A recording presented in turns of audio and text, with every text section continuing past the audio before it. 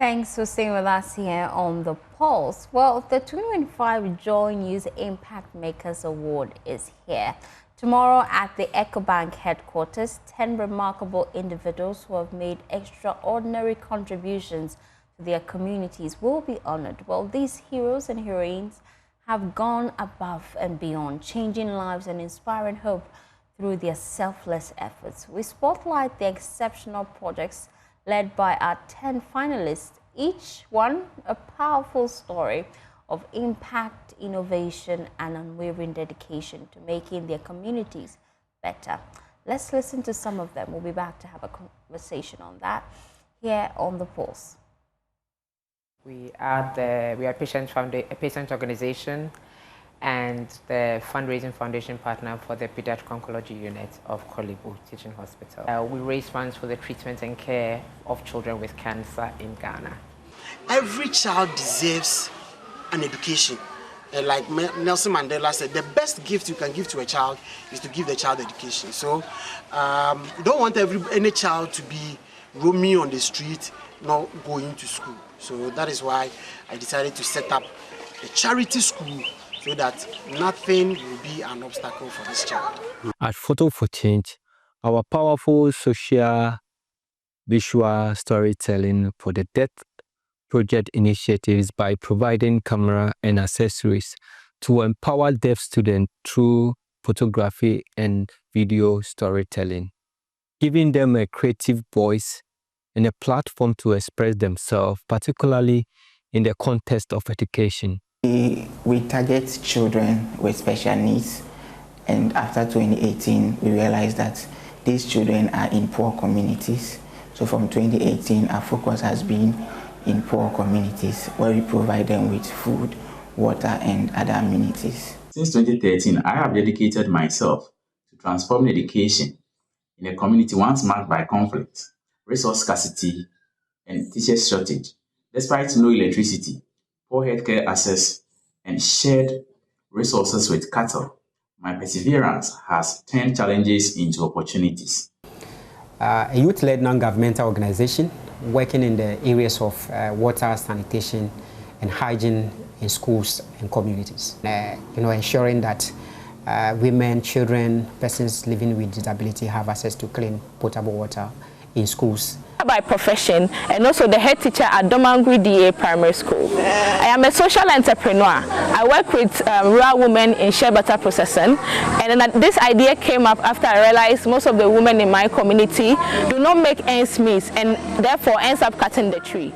In order to expand the impact, I founded Podukwe Touch Life, which is an NGO where the profit we get from the social enterprise, which is the sales of the shea butter, goes in doing community activities, supporting students, helping girls with sanitary pad, and also organizing skills training for young people, just so they can have something to do and not loiter in the community. We invest in our human resources by serving underserved children or poor kids and poor communities by giving them hope through the numerous activities that we engage them with.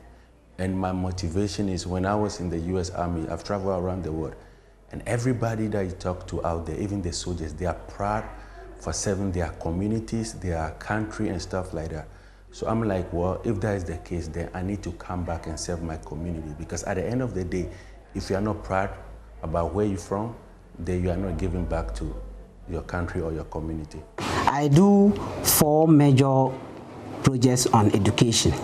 The first one is orphans, and the second one is girl child, followed by my intervention in the new curriculum when it was introduced by NACA. Well, joining me in the studio for more is one of last year's top finalists, Andrew Aening, and we'll also be having a special guest as well joining us. Just to get a sense of what we should expect. But I'm quite interested in Andrew's work so far. You run Diamonds of Development Foundation. So far, since winning the award, how has it been? Thank you very much. And let me use this opportunity to greet our cherished viewers and listeners of JoyNews, and to my people from the Bono region and my district, Jama North, Sampa being my district capital. I greet all of them. And last year I was on this platform. We are all going to Mount tomorrow. It was a very beautiful opportunity, a very beautiful platform that gave us a lot of exposure. It really increased our visibility after living and receiving the awards. So when we got back to our various regions, the story had changed, the credibility, more values have been added to whatever that we've been doing. Attentions were given more than it used to be. So this is one of the biggest platforms. I think each and everyone making an impact in any of the sectors has to aspire to be here, or may have to aspire to be here. And after that, the story will change. The narrative will change. They may increase whatever they are doing. They may do more projects than before. When I came here and going back to Bono region, and for that matter, Sampa being my district capital, I saw a lot of differences. I saw a lot of changes in whatever that I was doing. I'm quite interested in these changes. What new projects have you embarked on, and how easy has it been for you now that you have the visibility? Yes, I was nominated for ICT in education. That is a project, my principal project I'm working on. And for the past 4 years, I've been able to raise almost 1.3 million Ghana cedis with my team. Wow. Yes, to build an ultra-modern ICT training center for my community. 1.3 million? Yes, which is 1.3 billion or 13 billion currency. Wow. That's a lot of money. That's a lot of money. And these initiatives, you are focusing on education and ICT. I know that last year you highlighted some of the work you were doing, how you were building community libraries to build, to help bridge that digital gap. Tell me more about that project and how it's faring so far. Yeah, so now the project has gotten to the tiling level. We are 90% done or 95% done, hoping to complete it this year, and next year commission it for the people in Sampa to have access to an ICT training center for the first time in history. And that's the project on the screen? Yeah, this is a new one. We have started after the awards. Okay. This is a fashion center we are building for the hairdressers and then the beauticians, the tailors, the seamstress in the community. You see, most of these young ladies after graduation from service, 90% to 95% of them are not able to start up their own businesses or hairdressing salons and then tailoring shops. So we saw it necessary. We collaborated with the Ghana National Hairdressers and Beauticians Association, GABA, and also Ghana National Tailors and Dressmakers Association, GNTD, at the community level, regional level, and then the district level, to build a fashion hub for them so that when they graduate, majority of them who will not be able to get access to workspaces, industrial machines, we are going to stock this facility with industrial machines, and then we employ them. They work, we save for them. Within a period of 6 months or maximum 1 year with us, they should be able to save enough money to be able to establish or fund their own business. Then they go, and this cycle will repeat itself from time to time. So that is a way we want to create jobs for these young ladies and young men who are in that sector, because there's a lot of unemployment at that place. But somebody had gone to learn vocational training. Under normal circumstances, that person shouldn't come and stay home and rest and rust. We should get them a place to work. Well, let's talk figures. I'm quite interested in figures. How much does it cost to put up a structure like that? Buildings are really capital intensive and financially excruciating. So this project we have started, we are counting around 35,000–40,000 as I speak. Okay. So in projections, as in figures you are talking about, by the time we finish, we're going to be spending around almost 2 million Ghana cedis.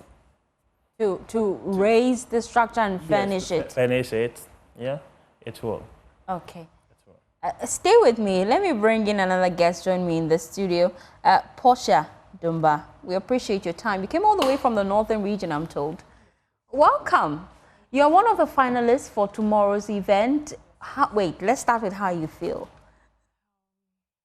I feel excited and I feel honored because sometimes it's like something you are not expecting. Like you feel like there's something you need to do to support the community, and it's like it's being spotlighted and you are going to be appreciated or awarded for it. It feels good. So I'm really excited. And what category have you been nominated for? Under education. Education seems to be the catch nowadays. What specific project are you doing in your community that earned you this recognition?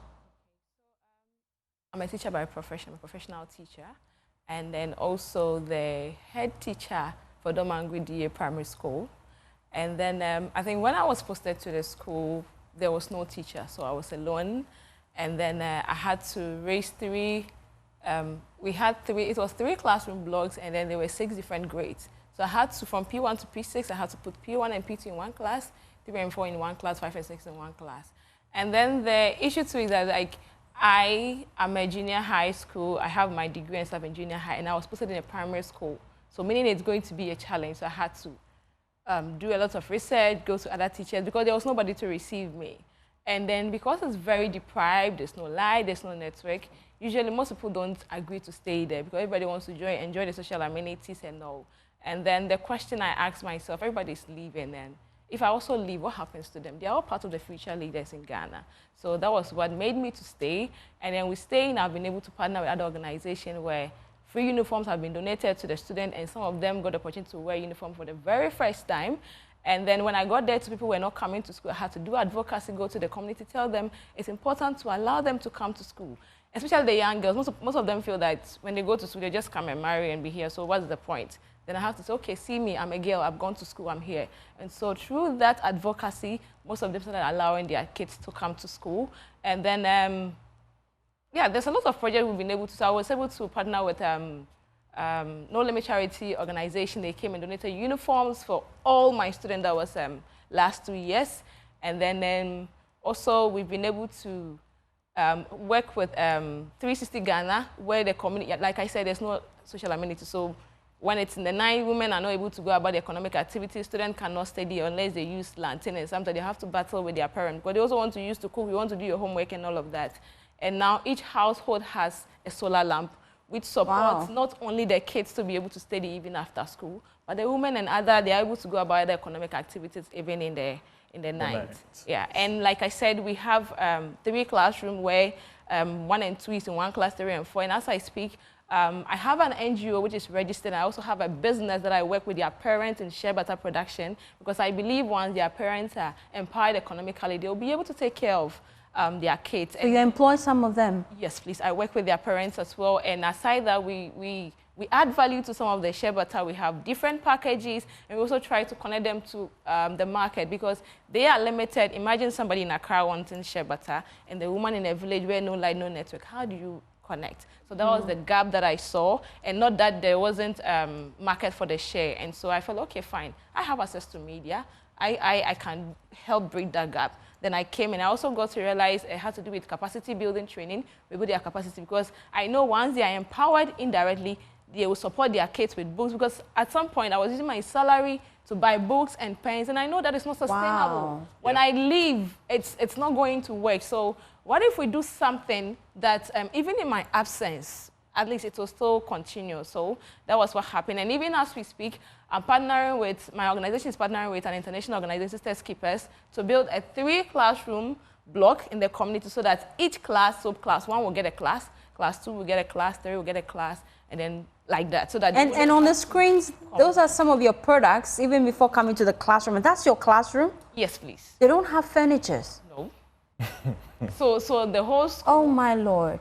Yeah, so the school, as we speak, we have just 15 dual decks. And with a project that is currently ongoing, we are working on 60 dual decks, and hopefully by next month, it will be ready, and all these kids, they wouldn't have to combine. These people you are seeing, we have Basic 1 and Basic 2 that are combined. All lumped up in one class? Yes, in one class. How do you even teach them, really? You have to find people, and there are some, so this is a project that is currently ongoing. Now we've upgraded. Now they've done, the building is up. They are here to do the plastering, and then they will bring the dual decks, and then the kids will get classes too. It's difficult, right? But then I think sometimes when you have passion, you look beyond the challenges that you are facing, because there's joy in seeing that the little you do brings smile in somebody's face and all of that. So, and the fact that I remember the very first time I got to school, I think a Basic 4 student, I wrote 2, and I wrote S, and the person said 2. And right now I go to school, and even before I get there, they have their books and they're all reading. And it fills me with excitement, because I remember 2 years back, this was my student, and now with a little effort. So, you know, I said I was alone at that time. So for the very first day, you have to resume as a whether guidance and counseling, head teacher, and all of that. So when we have meetings, usually I look for a volunteer in the community. Sometimes I give some stipends to let the person take From your pocket? Yes, let the person take care of the kids whilst I go, because I struggle in making sure they come. So I don't want to be away and then they'll come to school, no teacher, and then they'll go back home and not come again. So I try to make sure that even in my absence, they are engaged. And so we do that, and now they are happy they come to school. And then I think we implemented a project where every Friday we cook. So even if you not come to school, by Friday at least you get food to eat in the school. Wow. And we get volunteers from the communities who do come and support. And yeah, this and more is what You're doing great in your community. Let me just come to Aening before we wrap up the conversation. And you can share your thoughts with us on all our social media handles. This is great work you're doing on the ground, and we're proud to be associated with it. That's why we brought the Impact Makers Award, to award individuals like this who are making a change in their communities. Before I let you go, finally, just tell me what's next on your plate and what we should expect from you. Thank you very much for the opportunity, and let me also congratulate Portia and welcome her on board.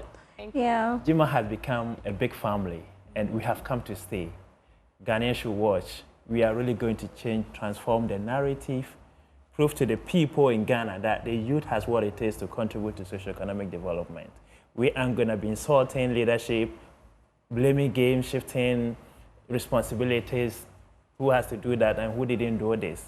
But we are going to take that responsibility upon ourselves and then prove to the whole world that, yes, the youth has the financial capacity, the intellectual capacity to do or contribute to socio-economic development. And I also congratulate all the GIMA Network 2023 batch, 2024 for the amazing work they are doing. Some of us have gotten the opportunity to be nominated for this year's Nelson Mandela's Fellowship. Really? Yes. You've been nominated? Mawuja is gone. Wow. Yeah, so this is a very big platform. And who knows, maybe it was because of the exposure Joy gave us. We are Joy. Added more value. We are indeed So Joy. When we give you the exposure, platform. what do you expect? And Ghanaians should expect we're going to do more. All we need is their collaboration, their cooperation, their partnership, the trust that we want them to repose in us. And then thank you, Joy, for giving us this exposure. This is 1 in a million. And we also ask for more. If you can do beyond the publicity, we want you to link us to, partners, donors, agencies, government agencies, foreign agencies, for more collaboration, so that this award scheme will become one of the biggest in the country. And not just like you come and receive the award, go back and be still struggling and suffering for partnership and resources to build or to give back to a community. Yeah, but we have a listening ear, and I'm sure MFA Ellie is listening closely. She's working actively on this project with you, and I'm sure next year awardees would come with juicy packages. But just before I let Portia go, Portia, what are your expectations? You would be awarded tomorrow. I'm sure you're excited, but your expectations and what projects you'll be looking at implementing post this award? So I'm really excited, like you said. And there's a lot that we're going to work on. And aside that, I think aside the school and working with the women, I have young girls that I mentor, and all of that. And then I talked about the partnership we had with Sister Keepers. And I'm going to make sure that it doesn't just end at the project, because they have a program where it's called the Big Girl Program, Black Girls in the Lead, where young girls are empowered to identify social problems in the community, find their own innovative way of solving these problems. And I think last year we partnered with them, where I was able to come to Accra with 13 girls from the village, and some of them even received the award and all of that. So I think this platform is going to kind of expose us, give us the exposure to get more people, because I know there are people who want to really partner to make more impact than what we're doing. So imagine one person doing this and then you get 2 or 3 partners. Just imagine the impact that you are going to make. So I'm really excited, and I expect that, so these are some of the mentees. Oh, so these are some of the girls, right? So yeah, I mentor them, and also we also do skills training for them, because there are some of them, sometimes you have to support with sanitary pad and all. And like I said, I always look at the sustainability. So we try to empower them. Some will say soap, beading, and then we try to train them. So this badge, they were trained, I think, last month. So what I do is I will put them in groups. I'll get a startup materials for them. They will start selling. And then once they do the beading themselves and they are able to get something for themselves, they wouldn't be able to come to me to say, if they come, obviously I'll give them. But then what if I'm not there? But even if I'm not there, this will sustain them. So like I said, we are looking to do a lot aside this, because I know this is a big platform. We are going to be exposed, we get more partners, get more individuals who are even interested and willing to support to make impact. Yeah. Oh, thank you so much, Portia, for coming in the studio, as well as Aening. And that's how we wrap up the Pulse. It's coming up tomorrow.